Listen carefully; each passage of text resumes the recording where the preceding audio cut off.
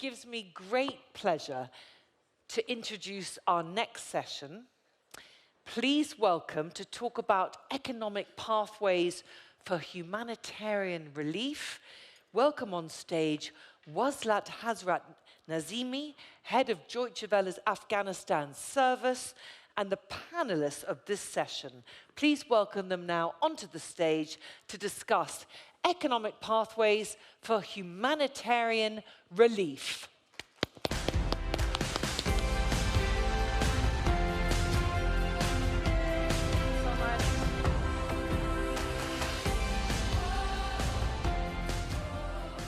Hi and welcome. Thank you so much for being here. I'm really excited to welcome you to our next panel. Please have a seat. The panels, they were supposed to come in a minute, but that's great. Thank you so much. So our next panel is called Economic Pathways for Humanitarian Relief. And usually when we think about the CEOs or boards of huge corporate companies, we think about white men patting each other's back. So I'm very excited that today we will have a female and diverse perspective on this issue. So let me quickly introduce to you the panelists today. We have on my left Maud Bailey. She's the CEO of Accor in Southern Europe. Then we have Basetsana Kumalo. She is the CEO of Basetsana Women Investment Holdings. Thank you so much for being here. To my left is Dilnur Reyhan. She's a teacher and founder of the European Uyghur Institute. And of course, we also have, last but not least, Iryna Tytarchuk. She's the executive director of the Ukraine Investment and Trade Facilitation Center. Thank you so much for being here with us today.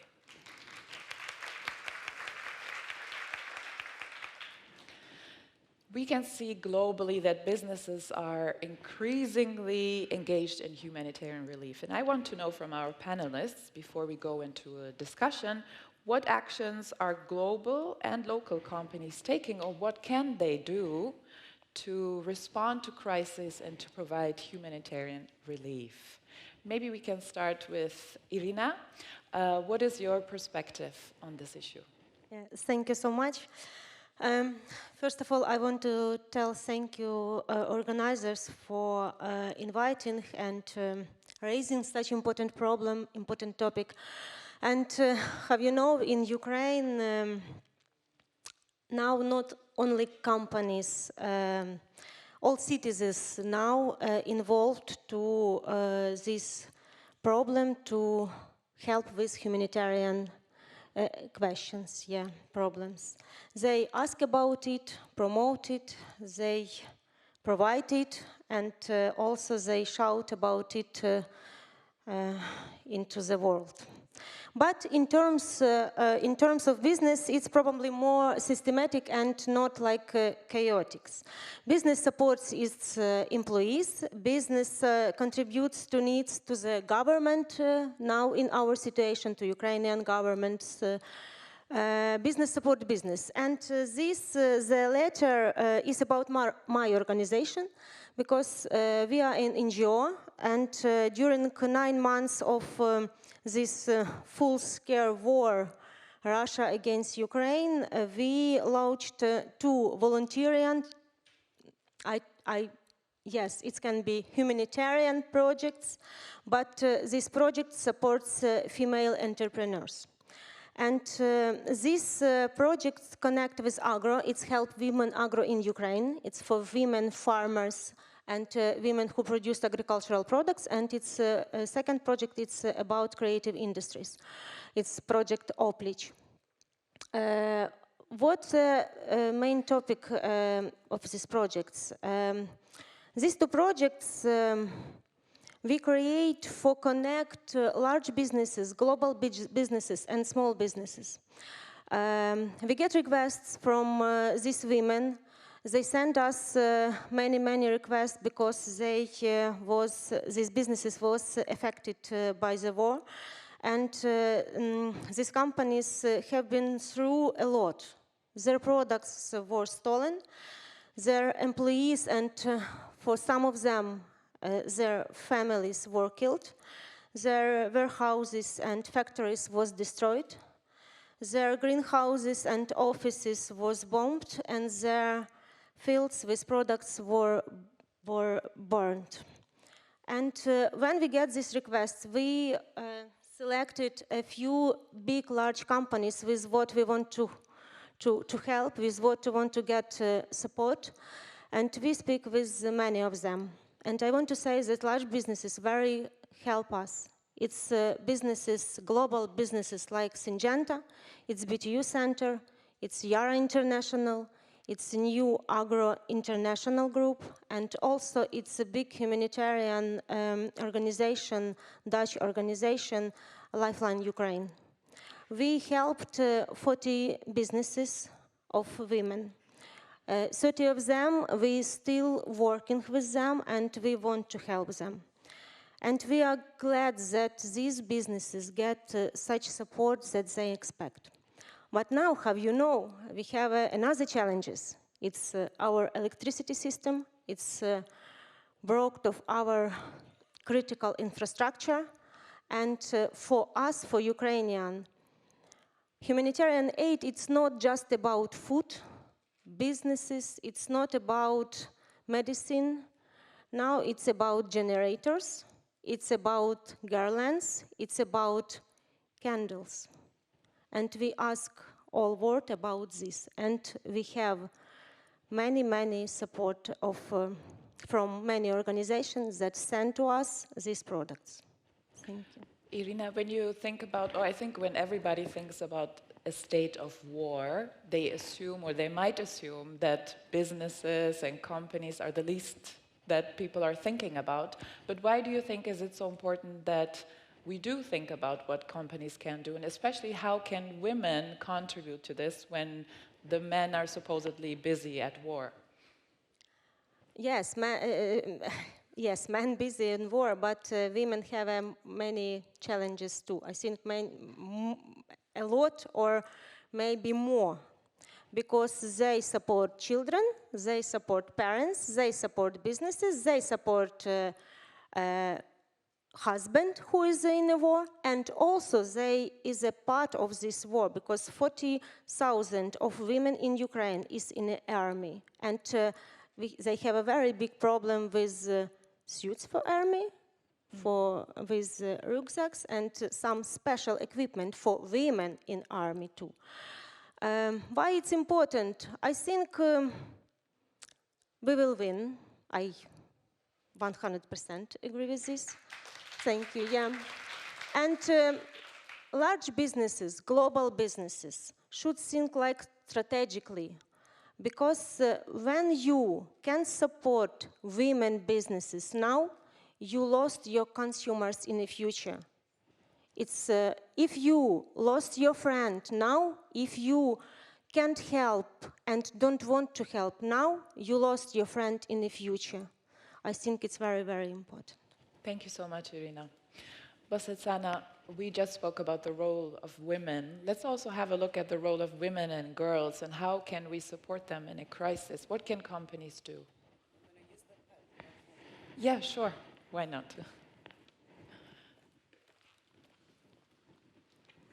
Good afternoon, everyone. It is such a great privilege and a pleasure and an honor to be here at the Women's Forum Global Meeting 2022.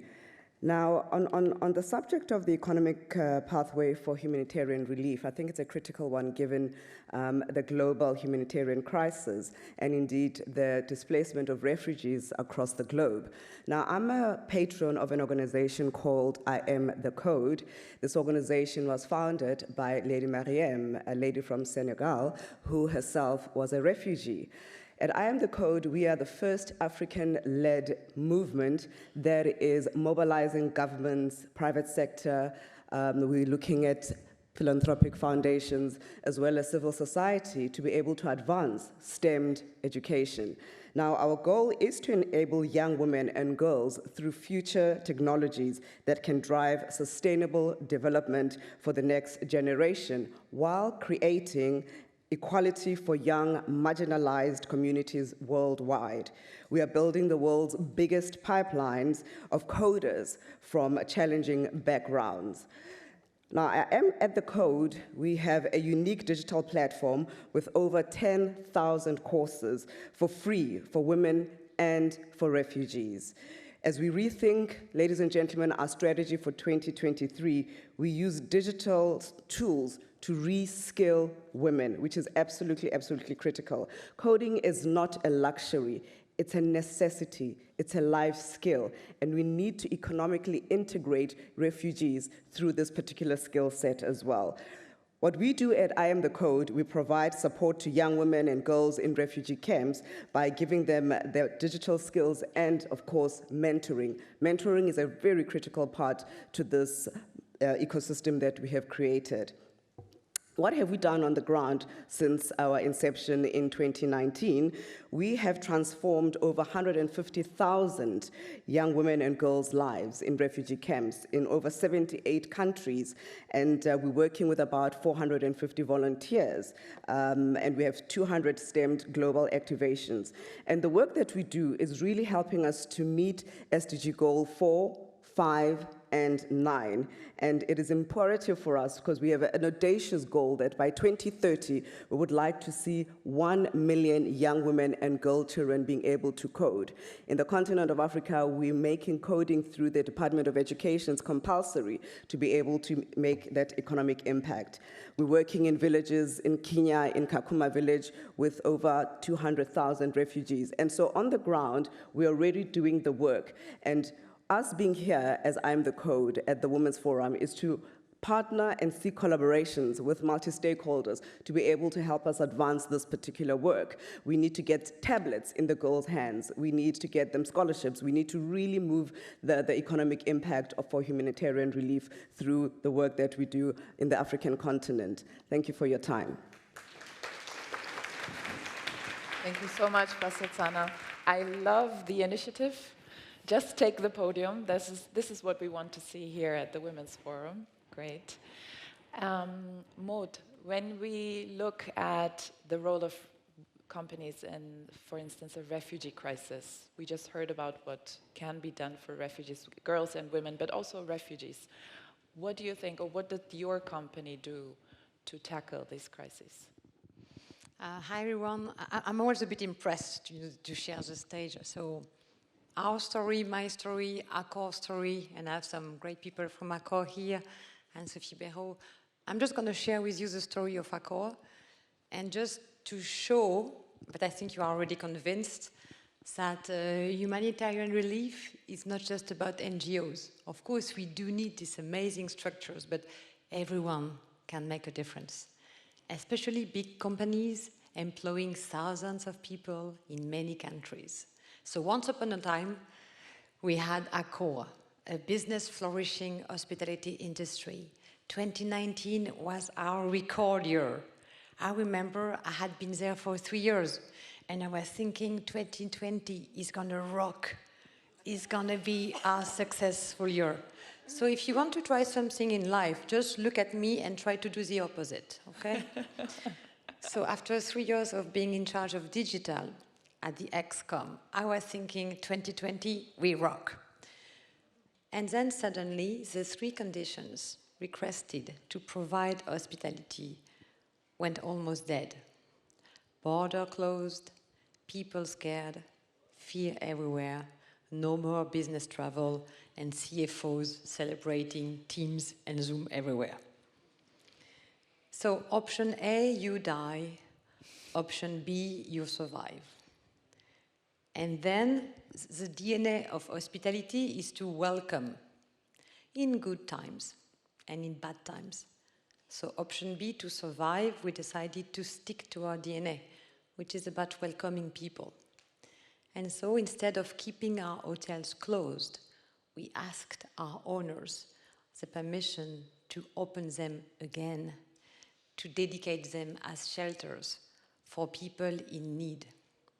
Medical staff during the first lockdown, women victims of domestic violence, and there are plenty. Thank you. Students facing poverty, homeless people working hand in hand with public authorities, and refugees from Afghanistan and from Ukraine. So the idea is, when you're facing tough times, when you're facing a massive crisis, incredible pandemic, which could have almost killed you, the best resilience is to stick to your DNA, which is welcoming people and becoming shelters. And this is how we survived, by sticking to this shelter DNA, welcoming people in need. So this is a collective action, really supported by Sébastien Bazin, our CEO. Anne-Sophie Béraud here in the place is really showing also the great commitment of all the teams with us. But it's also been generating an immense pride for the people. We didn't know whether we would survive, but we were happy to support this humanitarian relief, because, long story short, each big company, especially with 5,300 hotels in 110 countries, does have definitely a social responsibility. And what were the challenges that you were facing as a company when you were trying to put out this humanitarian relief? The first challenge was to convince the owners, because we are an asset-light company, and the owners said yes immediately. Then some people were like, how long is it going to stay? Are you doing it for real? Are you making money? And the answer was no, we are not making a single penny. We are really doing it to contribute. It's not like public authorities, again, private sector making money and letting NGOs and public authorities trying to deal with a crisis. It's all together. Otherwise, I can tell you, we are not going to be able to overcome many things. And then the other difficulty was to keep on doing what we want to do, motivating people remotely. It's not easy to be in a lockdown situation and still animate the business. But you know, the pride level, the purpose management has been making the whole difference. So big companies getting into humanitarian relief, sticking to their DNA, are also in a long-term dynamic, because they are unleashing a crazy amount of energy and pride. And this is also the secret for me, to us at Accor, of a long-term company. Thank you so much, Maud. So, Dilnur, we are seeing the positive impact that companies can have when they accept their responsibility. But do you have also examples of negative impact, or what happens when companies do not accept their responsibility when it comes to human rights abuses, for instance? Thank you. I thank to the organizers to invite me to speak in this panel, because it's very related to the economic aspects and women, and also human rights, especially the company's role also. I am French, Uyghur origin. I am a researcher on Uyghur studies. I teach Uyghur studies at the university. And also, and since several years, since 5 years, China is committing a genocide against Uyghur nation, and it's recognized as a genocide in France too, and in 7 other countries, in 7 other democratic countries. And the Uyghur genocide is characterized by 3 aspects especially, very related to the economic aspect, and also the company's role. Because firstly, Uyghur genocide could be happened and happen now still because of the companies. And we know that firstly, China is very much supported economically by the Western companies, Western, multinational companies invest in China and cooperate with China firstly, and also, and you know, China use also Uyghurs as slave laborers, as slaves, and to produce all products that you use here in all over the world in your daily life, and it concerns more than 100 brands, and especially, and when you know the 85% of cotton in China made in the Uyghur region, and it provides 20% of world cotton. So you know, when you buy a product from China, especially the cotton or textile products, you know that you have 85% chance that it's made by Uyghur slave work. So we have in France, we have filed a plaint against 12 Western companies to slave work, to make profit from the Uyghur slave work.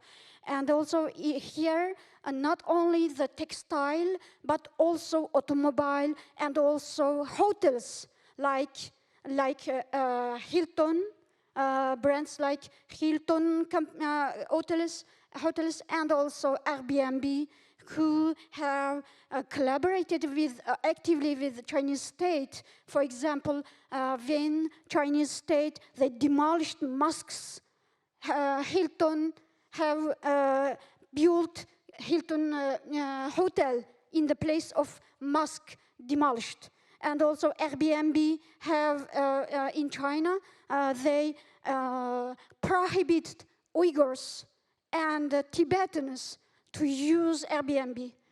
So you can see the role of the companies in the genocide.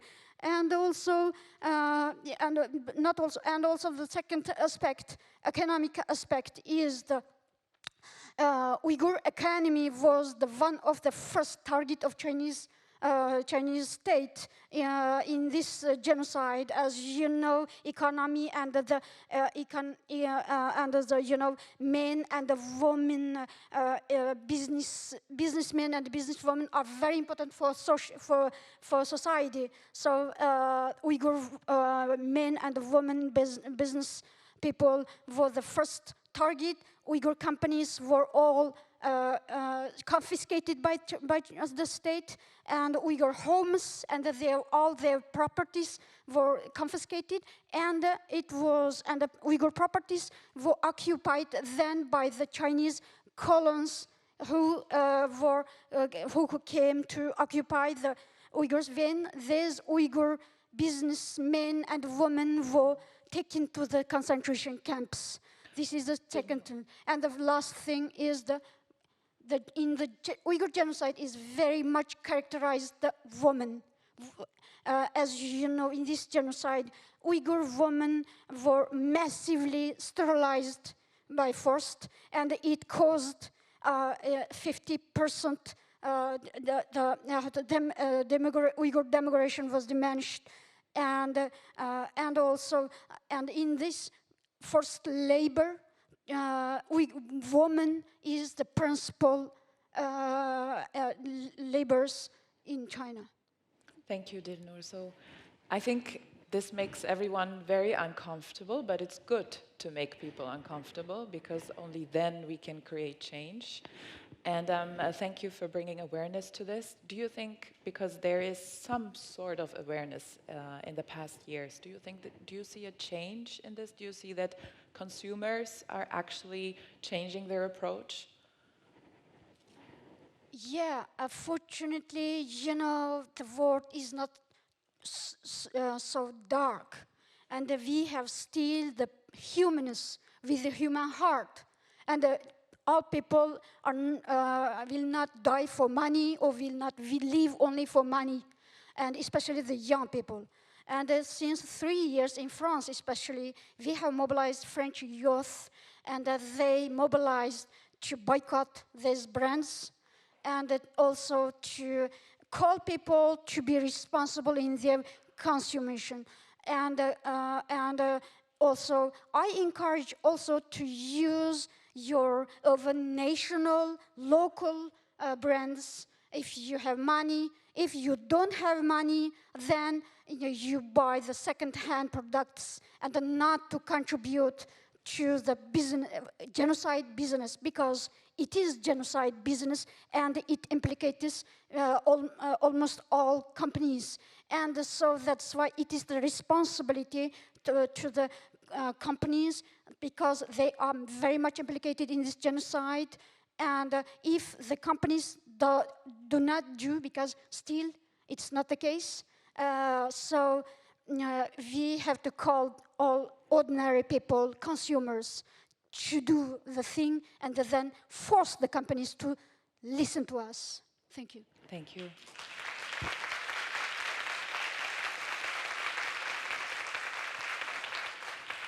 Iryna, you were nodding towards the end. Do you see a similar trend when it comes to Russian companies, for instance? Do you think that there is more of an awareness? Yes, of course. I think that we should ignore to create new sanctions and to do everything that Russia's products and Russia's company can to get income in many countries, which they have now too. We know a few companies who have this experience and don't use, use the income more than empathy, support, and other things. But I know about solution of from EU about this criminal solution for this company, and I think it's a very, very correct solution. Very good that we have this. Yeah, I hope it's helped, because we know, digitalization, it's very good thing that you can find all of companies who is change the way and not like a strike to get an income, but use another country to get income from Russia. It's like, okay, many countries, and we know about all of these countries, and I think these solutions about criminal responsibility, it's very correct solution. Thank you so much, Iryna. Basetsana, what is your, because we've almost finished our time, it's coming to an end, so we have to wrap this up, and I really want to make this a productive panel. What can you recommend to our audience? What can we do to bring change when it comes to this topic? I think it is critical as a takeout that we look at a multi-stakeholder collaboration approach where governments, private sector, investors, philanthropic foundations, and civil society comes together for this economic pathway relief for humanitarian crisis that we're facing globally. Refugee women are talented. Refugee women have skills, but they need opportunities. Refugee women are making products, but they need markets. So we really need to see a multifaceted, multi-targeted approach across all the different stakeholders to make a tangible impact in the lives of young women and the girl children in refugee camps. Thank you, Basetsana. Maud, your recommendation to our audience? Very rapidly, because I think we're late. I discovered recently a quote of Picasso, and he was saying, the meaning of life is to find your gift. The purpose of life is to give it away, to give it back. So I think each company, public, private, NGO, anyone, groups, collectivities, individuals, can give back.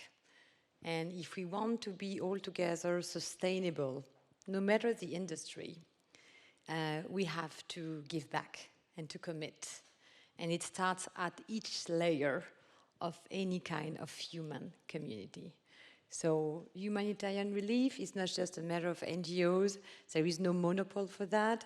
And it should be a shared duty, the idea to give back. It's in the hands of everyone. And we talk a lot about CSR. Let's not forget that CSR is not just about plastic or food waste or carbon. The S of CSR is about giving back. Thank you. Voila. Thank you so much. Iryna, maybe one last sentence, your call to action? Yeah, I maybe tell not like for company, but for women, because I think most important to be brave women, strong women, and I very, very want that we have a more women with these characteristics, because in our world, we should be strong, I think. Yeah. Thank you. And Dilnur, very briefly, one last recommendation. Yeah, just because many people, for the inside the Uyghur region, we can't do the humanitarian activities. It's impossible. So, if it's NGOs, ordinary peoples, or companies, if they can do something, it is for the Uyghur diaspora to help Uyghurs psychologically, economically, but also to defend their language and also Uyghur culture who are in danger in China. Thank you. Thank you so much. Thank you so much to the audience and to our excellent panelists. It was an honor to host this panel. Thank you so much. Thank you so much. Thank you, ladies. Thank you, Waslat, for such a fantastic moderation of an incredible panel. Thank you so much. Thank you to all of them.